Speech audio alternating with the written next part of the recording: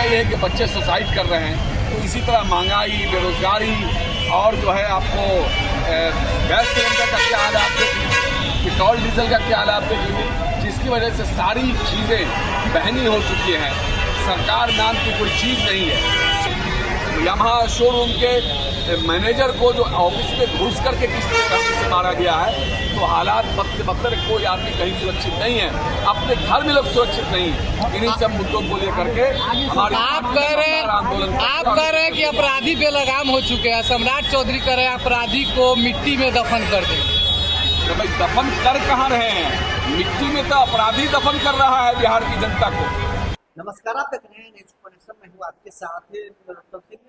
बिहार भर में आज राष्ट्रीय जनता दल की ओर से राज्यव्यापी आंदोलन किया गया। प्रत्येक जिला मुख्यालय के बाहर धरना प्रदर्शन का आयोजन किया गया।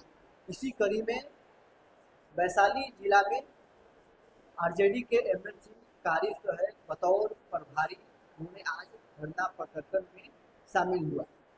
हाजीपुर के रामाशीष चौक पर राष्ट्रीय जनता दल की ओर से धरना का आयोजन किया गया।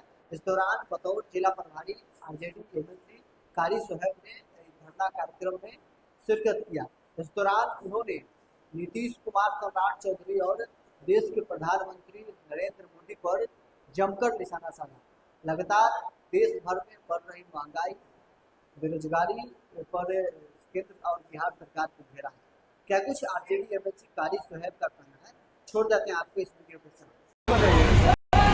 पहले दिन से ये पता है, मुख्य उद्देश्य सभी बिहार में सभी प्रखंडों पे भी इसके लिए धरना हुआ है। जो आज जो बिहार में चरम पर है अपराधियों का मतलब जो बोलबाला है, सरकार संगठित अपराधी जिस तरह से पूरे बिहार में तांडव बचा है, प्रतिदिन हत्या, लूट, बलात्कार, अपहरण आम बात है। 5-5 साल की बच्चियों का बलात्कार हो रहा है। अभी देखिए कल शाम में मुजफ्फरपुर में जो है एक सुनार बेचारा जो है सोना लेके जा रहा था, उसको छीन लिया गया, उसकी हत्या कर दी गई। रात में पूर्णिया में भी वही हाल हुआ। अभी भागलपुर में ही हो रहा है। गिरिराज सिंह का जो क्षेत्र है बेगूसराय में, एक ट्रक शराब पकड़ाया है। रोजाना कानून व्यवस्था पूरी तरह से चौपट है और जो मुख्यमंत्री हैं वो खाली धमकी दे रहे हैं, वो खाली लोगों को धमका रहे हैं, बता रहे हैं कि ये करेंगे वो करेंगे, और सारे अपराधियों को मुख्यमंत्री की आवाज़ से संरक्षण मिल रहा है। जब आप जाति देख करके कार्रवाई करेंगे तो यही हाल होगा। एक जाति विशेष को टारगेट करेंगे और बाकी लोगों को खुद ही छूट देंगे, ये नहीं चलेगा। बेरोजगारी चरम पर है, सारे नौजवान बेरोजगार हो चुके हैं। आपका पेपर लीक हो रहा है, कोई भी पेपर का एग्ज़ाम हो रहा है वो लीक हो जा रहा है। सारे बच्चे इतनी मेहनत से तैयारी करते हैं और जब वो जाते हैं पेपर देने तो पेपर लीक हो जा रहा है। नतीजा ये है कि बच्चे सुसाइड कर रहे हैं। तो इसी तरह महंगाई, बेरोजगारी और जो है आपको गैस सिलेंडर का क्या हाल है आप देख लीजिए, पेट्रोल डीजल का क्या हाल है आप देख लीजिए, जिसकी वजह से सारी चीज़ें महंगी हो चुकी हैं। सरकार नाम की कोई चीज़ नहीं है, चारों तरफ त्राहिमाम है लोग। इसलिए राष्ट्रीय जनता दल हमेशा बिहार के जनता के साथ और देश के जनता के साथ खड़ी रही है। आज पूरे बिहार में लोग परेशान हैं, बदहाल हैं, लोगों को, गरीबों को रोडों से उजाड़ा जा रहा है। आप देखिए कि आदरणीय लालू प्रसाद यादव जी, चाहे मैडम राबड़ी जी मुख्यमंत्री थे, तो रोड किनारे या कहीं पर भी सरकारी ज़मीन पर या अन्य जगहों पर रैन बसेरा बना करके गरीबों को बसाया जाता था, उसको छत दिया जाता था।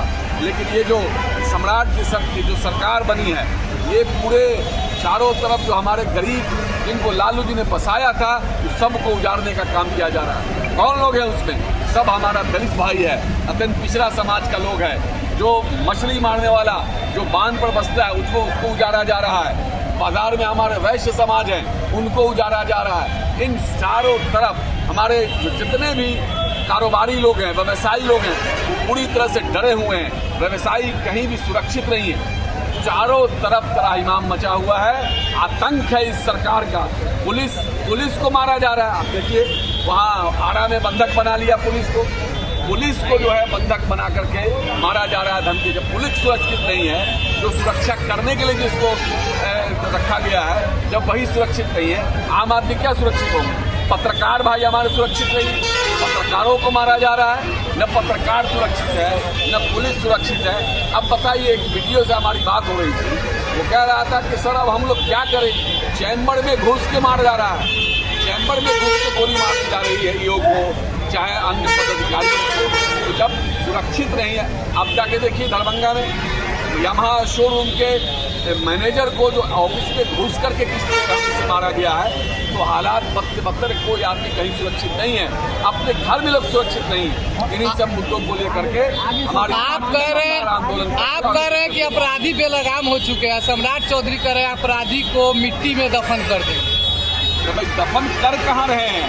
मिट्टी में तो अपराधी दफन कर रहा है बिहार की जनता को, और पुलिस वालों को अपराधी दफन कर रहा है। आपने वीडियो वायरल हुआ होगा, देखा होगा कि किस तरह से 10-12 पुलिस वाले खड़े हैं। एक व्यक्ति जो है वो पुलिस वालों को पिस्टल दिखा के धमका रहा है, अब वो दफन कर रहे हैं। अरे भाषण देना अलग बात है और राशन देना अलग बात है, दोनों में अंतर है। उन्होंने यह भी कहा कि यूपी में योगी बाबा और बंगाल में शुभेंदु अधिकारी, और बिहार के जो अपराधी है उसको अब नेपाल भागना पड़ेगा। अरे वो क्या बोल रहे हैं उससे मतलब नहीं है, वो क्या कर रहे हैं जनता उसको देख रही है।